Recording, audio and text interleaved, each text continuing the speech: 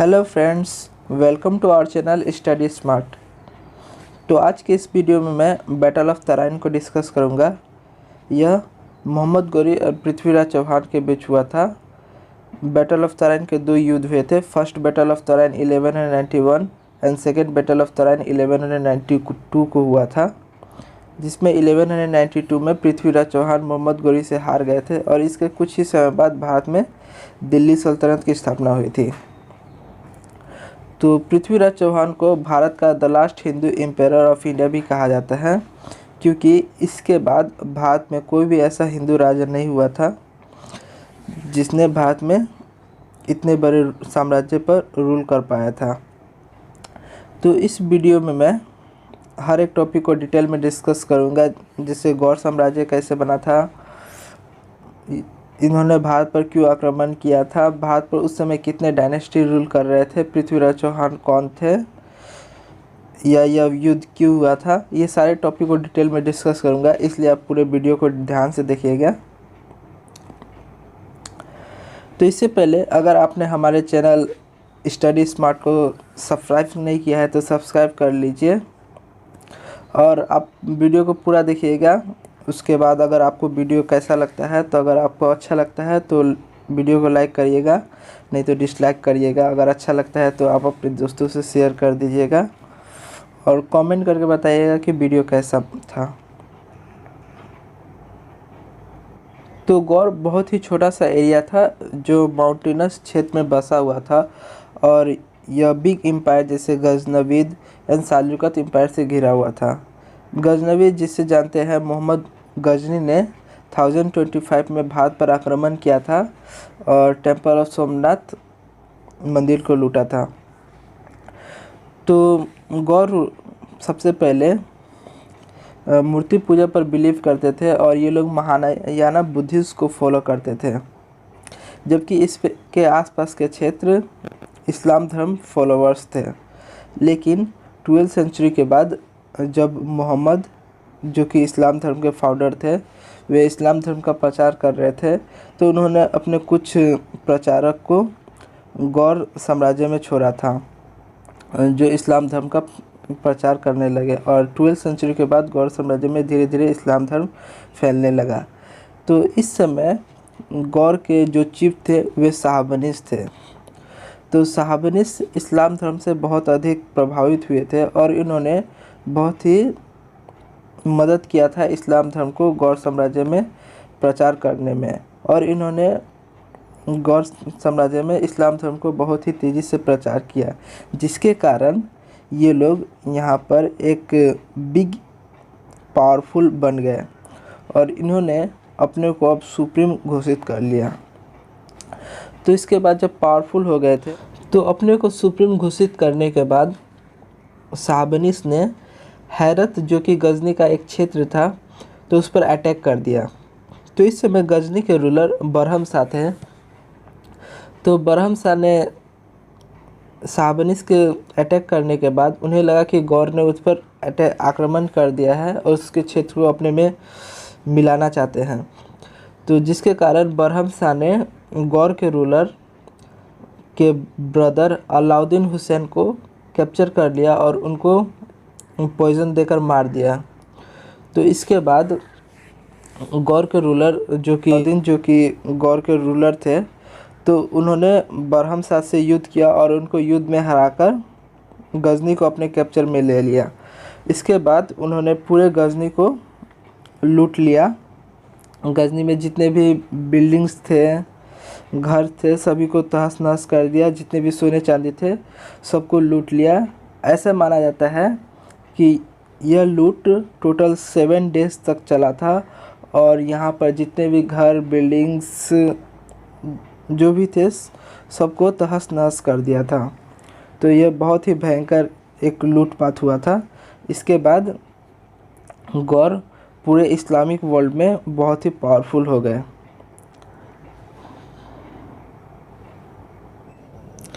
लेकिन गौरीद साल्जुकत पर भी रूल करना चाहते थे। इसके लिए वे साल्जुकत से लगातार फाइट कर रहे थे, लेकिन वो उसमें सफल नहीं हुए थे। तो इसके साथ ही ये तुर्किश ऑक्सस, खुरासान के कुछ क्षेत्र को जीतते हुए भारत की तरफ मार्च किए। तो आप इस मैप को देखिए, कौन सा किंगडम कहाँ पर था। तो ये था, यहाँ पर गौर किंगडम था और यहाँ गजनी, साल्जुकस, ये सारे किंगडम्स थे। तो गौर सबसे पहले गजनी पर कैप्चर करते हुए इधर तुर्किश ऑक्सस रिवर को पार करते हुए ये भारत की तरफ लॉन्च किया था। और इन्होंने सबसे पहले यहाँ पर था मुल्तान का रीजन, तो इस पर सबसे पहले अटैक किया था और यहाँ इंडस, माउंट अबू, एवरेस्ट को पार करते हुए भारत पर आक्रमण किए थे। तो इस 12वीं सेंचुरी में भारत पर चार डायनेस्टी जो बड़े डायनेस्टी थे वे रूल कर रहे थे मुख्य रूप से। इसमें चौहान्स, गाडवल्स या चालुक्यस, यहाँ चालुक्यस, यहाँ चंडेल्स और यहाँ गाडवल्स ये रूल कर रहे थे। तो चौहान्स भारत के नॉर्थ क्षेत्र में, चालुक्यस ईस्ट क्षेत्र में, और ये पूरे महाराष्ट्र केरला का भी रीजन चालुक्यस का ही था। और चंडेल्स भारत के नॉर्थ ईस्ट क्षेत्र में और गाडवेल्स भी भारत के नॉर्थ ईस्ट क्षेत्र में, ये सारे क्षेत्र में रूल कर रहे थे।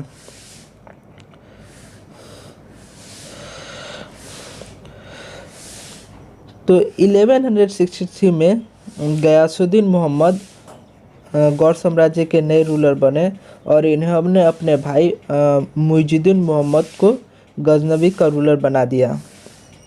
तो इसके बाद मोहम्मद ने भारत पर मार्च किया। तो इस समय जैसे कि बताया मैंने, भारत पर 4 मुख्य डायनेस्टी रूल कर रहे। तो इन सब में भी जो सबसे फेमस थे वे चौहान्स थे। जैसे कि मैंने बताया था, ये चारे डायनेस्टी में चौहान्स डायनेस्टी बहुत ही फेमस थे। तो चौहान लगातार गुजरात, दिल्ली, मथुरा पर कैप्चर करना चाहते थे और यह लगातार अपने साम्राज्य का विस्तार कर रहे थे। तो इस समय चौहान डायनेस्टी के जो सबसे प्रमुख रूलर थे वे विग्रहराज थे। तो विग्रहराज ने सबसे पहले चित्तौड़ पर कैप्चर कर लिया और इसके बाद इन्होंने तैमूर रूलर्स को हराकर, जो कि दिल्ली पर रूल कर रहे थे, तो उसको हराकर 1151 में दिल्ली को अपने कैप्चर में ले लिया। तो इसके बाद ऐसा कि माना जाता है कि कैप्चर करने के बाद हालांकि विग्रहराज ने तैमूर को लगातार दिल्ली पर रूल करने के लिए इजाज़त दिया था, लेकिन इसके कुछ क्षेत्र और इसके जितने भी मूल्यवान वस्तु थे तो उसको लूट लिया था।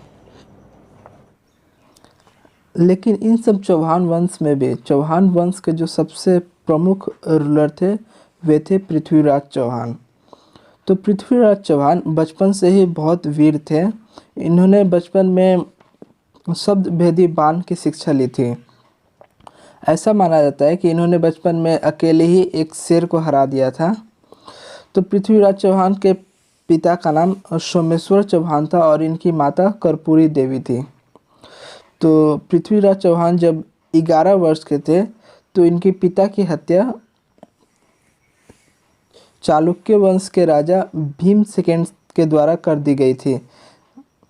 तो इस कारण पृथ्वीराज चौहान जब 11 वर्ष के ही थे तो वे चौहान वंश के रूलर बने, लेकिन इस समय वे बहुत छोटे थे जिस कारण साम्राज्य इनके मंत्रीगण के द्वारा चलाया जा रहा था। लेकिन जब वे 16 वर्ष के हुए तो वे पूरी तरह से एडमिनिस्ट्रेशन को अपने हाथों में ले लिया। तो एक रूलर बनने के बाद पृथ्वीराज ने सबसे पहले अपने साम्राज्य के विस्तार की ओर ध्यान दिया। तो इसने सबसे पहले राजस्थान के कुछ क्षेत्र को जीता और इसका सबसे प्रमुख विजय चंडेल्स के विरुद्ध था। तो चंडेल्स के सबसे प्रमुख क्षेत्र खजुराहो और महोबा पर पृथ्वीराज चौहान ने अटैक किया था इस समय खजुराहो और महोबा की रक्षा चंदेल वंश के ही सबसे प्रमुख राजा अल्लाउद्दीन के द्वारा किया जा रहा था, तो जो फाइट में पृथ्वीराज के द्वारा मारा गया था। तो इसका वर्णन पृथ्वीराज रासो और अल्लाह खाना में मिलता है। तो ये लोग भी बहुत ही वीर थे। तो चंदेल क्षेत्र पर कब्जा करने के बाद पृथ्वीराज ने 1182 में चालुक्य, जो कि गुजरात पर रूल कर रहे थे, तो उसकी ओर मार्च किया। तो इस समय चालुक्य वंश के राजा भीम सेकेंड थे। लेकिन चालुक्य इस समय बहुत ही वीर थे, वे बहुत ही पावरफुल थे। इन्होंने एक रेसिस्टेंस में मुइजुद्दीन मोहम्मद को भी हराया था, जो कि गजनी के रूलर थे।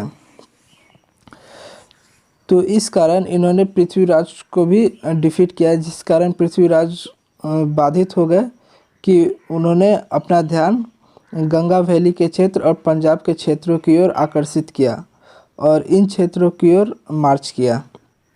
ऐसे तो इनके अनेक कार्यों और बहुत सारे कार्यों का वर्णन नहीं मिलता है, जिसके कारण इसके बहुत सारे कार्यों को मिस माना जाता है। तो इनके एक दरबारी कवि थे चंद बरदाई, और इनके मित्र भी थे जिन्होंने पृथ्वीराज रासो लिखी थी। तो इसमें भी इसका बहुत सारा कार्यों का वर्णन मिलता है। तो इसके अनुसार पृथ्वीराज ने कन्नौज इस समय एक बहुत ही विस्तृत और बड़ा राज्य था। इसके रूलर जयचंद थे। तो जयचंद पृथ्वीराज को बिल्कुल भी पसंद नहीं करता था, लेकिन इसकी एक बेटी थी संयोगिता, जिन्होंने कुछ मंत्रीगण द्वारा पृथ्वीराज के वीरता की कहानी सुनी थी, जिस कारण संयोगिता मन ही मन पृथ्वीराज से प्रेम करने लगी थी। और यह बात जब पृथ्वीराज को पता चली तो वे भी संयोगिता से विवाह करना चाहते थे। तो जयचंद ने अपने डॉटर संयोगिता के विवाह के लिए एक स्वयंवर रचा था, लेकिन इस स्वयंवर में इन्होंने पृथ्वीराज को नहीं बुलाया था। लेकिन फिर भी पृथ्वीराज वहाँ पर गए थे और उनको इनके डॉटर संयोगिता को वहाँ से उठाकर ले आए थे। तो इस समय पृथ्वीराज जयचंद के साथ युद्ध हुआ था और इसमें भी पृथ्वीराज विजित हुए। तो ऐसा माना जाता है कि इस समय ही पृथ्वीराज ने मोहम्मद गौरी को भी 17 बार युद्ध में परास्त किया था। लेकिन ये कहानियाँ को मिथ्स माना जाता है, क्योंकि इसका वर्णन अधिक उपन्यासों में ना मिलने के कारण इसको प्रमाणित नहीं माना जाता है। तो जब पृथ्वीराज चौहान ने अपने आसपास के सभी क्षेत्रों को जीत लिया, तो अब वे अपने आप को शांत कर लिए और अभी अब ये किसी भी क्षेत्र पर अटैक नहीं कर रहे थे और अपना जीवन एक विलासितापूर्ण बिताने लगे। लेकिन इसके कुछ ही दिनों बाद इनका फिर से युद्ध मुइजुद्दीन मोहम्मद, जो कि मोहम्मद गौर साम्राज्य के रूलर थे, उनके साथ हुआ था।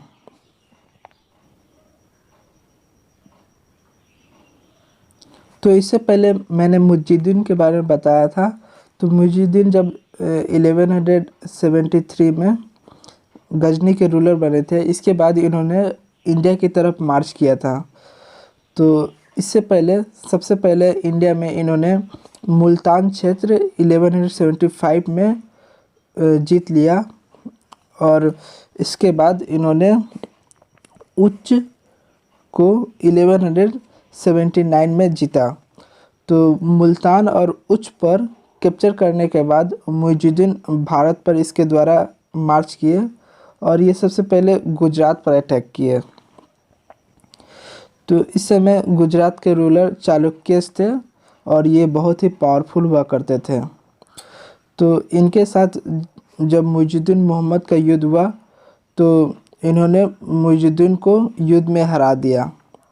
तो ऐसा माना जाता है कि जब मुइजुद्दीन चालुक्यस पर अटैक किए तो चालुक्य ने पृथ्वीराज से रिक्वेस्ट किया कि वे उनकी हेल्प करें, लेकिन पृथ्वीराज उस समय बहुत ही छोटे थे, मात्र 11 साल के थे।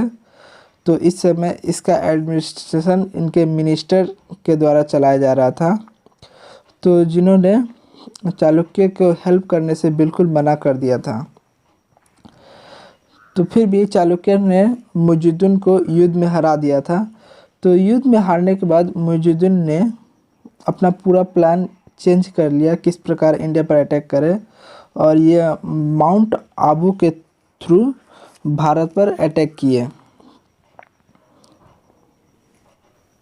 तो इंडिया पर अटैक करने के बाद मुइज़ुद्दीन मोहम्मद, जो कि मोहम्मद गौरी भी कहलाते थे, तो इन्होंने इंडिया के बहुत सारे क्षेत्र जैसे पंजाब, सियालकोट और भी आसपास के राजपूत के क्षेत्र पर अटैक करके कब्जा कर लिया। लेकिन इस समय राजपूत के बहुत ही महान रूलर थे पृथ्वीराज चौहान। तो यह युद्ध Rajput rulers and Gaur rulers के लिए अब यह एक युद्ध स्थापित हो गया, बैटल ग्राउंड स्थापित हो गया। तो पंजाब और सिंध पर कैप्चर कर लेने के बाद गौरिद बहुत ही अधिक पावरफुल हो गए थे। तो इन्होंने 1191 में तबराहिंदा, यह दिल्ली का बहुत ही इम्पोर्टेंट सेफ्टी के लिए किला माना जाता था। तो तबराहिंदा पर मुइज़ुद्दीन ने अटैक कर लिया और इसको अपने कैप्चर में कर लिया। तो इस समय दिल्ली पर चौहान वंश के शासकों का कब्जा था। तो पृथ्वीराज चौहान ने इसे दिल्ली के लिए बहुत ही डेंजरस पाया, जिसके कारण यह बिना किसी देरी करते हुए अपने फोर्स को एकत्रित किया और गौरिद पर आक्रमण कर दिया। तो इसके बाद तराई के ग्राउंड में दोनों के बीच युद्ध हुआ और फर्स्ट बैटल ऑफ तराइन हुआ, और इसमें पृथ्वीराज ने मुइज़ुद्दीन मोहम्मद को बहुत ही बुरी तरह से हरा दिया। तो जब मुइज़ुद्दीन मोहम्मद पृथ्वीराज के द्वारा जब बहुत ही बुरी तरह से घायल हो गए थे, तो इनके एक प्रमुख चीफ हॉर्समैन थे खालजी, जिन्होंने इस घायल सुल्तान को युद्ध क्षेत्र से बाहर ले गया और इसके एक सेफ्टी स्थान पर ले जाकर इनकी जान बचाई थी। तो युद्ध पर विजय करने के बाद पृथ्वीराज मुइज़ुद्दीन की तरह से पूरी तरह से फेयरलेस हो गए थे। पृथ्वीराज रासो के अनुसार पृथ्वीराज अब अपने जीवन फिर से विलासितापूर्ण बिताने लगे थे और युद्ध क्रिया किसी पर ध्यान नहीं दे रहे थे। लेकिन यह उतना सत्य नहीं माना जाता है, लेकिन फिर भी पृथ्वीराज मोहम्मद के तरफ से किसी भी युद्ध की तैयारी नहीं कर रहे थे। लेकिन मुइज़ुद्दीन मोहम्मद ने 1192 में फिर से पृथ्वीराज पर अटैक कर दिया और इसके बाद तराइन का दूसरा युद्ध शुरू हो गया। तो मिनाज सिराज एक कंटेम्प्रेरी हिस्टोरियंस, तो उनके अनुसार माना जाता है कि मुइज़ुद्दीन के टोटल 1,20,000 सेना थी, जिसमें सभी सेना पूरी तरह से वेल ट्रेनेड थी और सभी स्टील कोर्स और पूरी तरह से आर्म से फुल थी। जबकि फरिश्ता के अनुसार पृथ्वीराज की सेना में 3,00,000 एलिफेंट्स थे, 3,000 एलिफेंट्स थे, 3,00,000 हॉर्समैन थे और बहुत सारी इसकी पैदल सेनाएं थी। तो इस प्रकार पृथ्वीराज की सेना मोहम्मद गौरी के तुलना में बहुत ही बड़ी थी।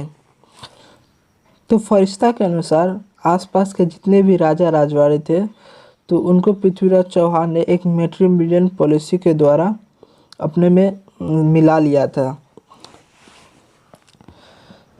लेकिन इसका भी बहुत अधिक प्रमाण नहीं मिलता है।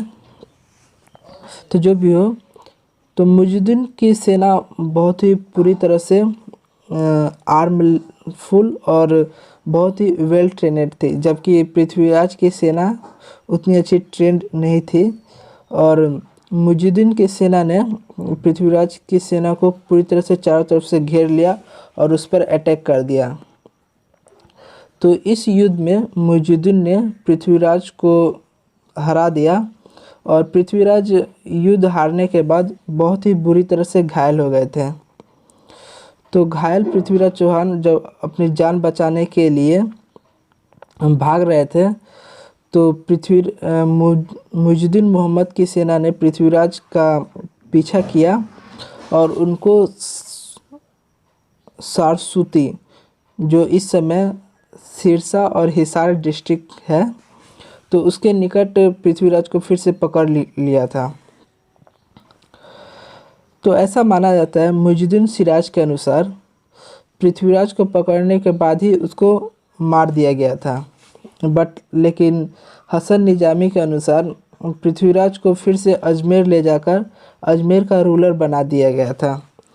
तो इसका भी साक्ष्य बहुत सारे पुस्तकों में मिलता है और इस समय पाए गए कॉइन्स भी यह दर्शाता है कि पृथ्वीराज आगे तक भी रूल किए थे और इन्हें किसी देशद्रोह का ये अपराध लगाकर तो इनको उसके बाद फिर से मार दिया गया था। लेकिन यह भी पूरी तरह से फुल प्रमाण नहीं है।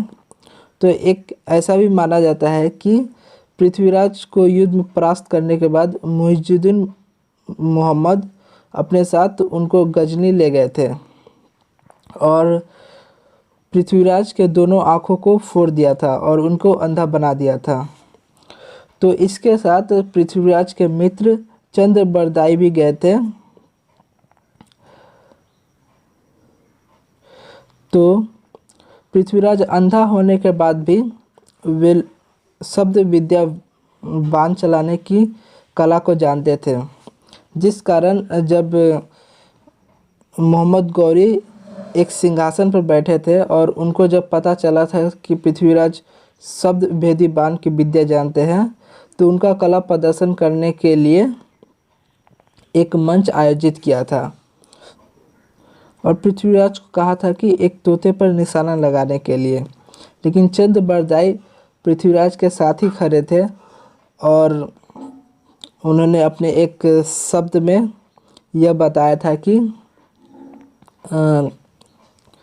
जो मोहम्मद गौरी है वो पृथ्वीराज के करीब ही आगे सिंहासन पर बैठे हैं, तो उनको मार देने के लिए उनको पूरी दिशा दिया था, जिस कारण पृथ्वीराज सुल्तान की बात सुनते ही उन पर तीर चला दिए। इस प्रकार वो मोहम्मद गौरी मारा गया था, लेकिन इसका भी पूरी तरह से प्रमाण नहीं मिलता है।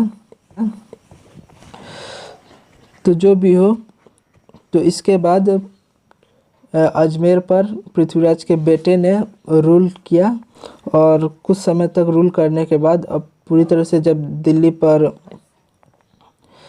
मोहम्मद गौरी के एक बहुत ही फेमस और प्रिय गुलाम थे, वे थे कुतुबुद्दीन ऐबक। तो कुतुबुद्दीन ऐबक ने भारत में दिल्ली सल्तनत की स्थापना कर दी। तो इसके बाद उन्होंने सभी क्षेत्रों को अपने कब्जे में ले लिया था। तो पृथ्वीराज इस प्रकार जो भी हो इतिहास में बहुत ही महान माने जाते हैं और राजपूत के लिए एक आदर्श भी है। तो यह था कंप्लीट वीडियो तराइन के युद्ध पर। अगर आपको पसंद आया हो तो आप लाइक करिएगा, वरना आप डिसलाइक कर सकते हैं। Thank you.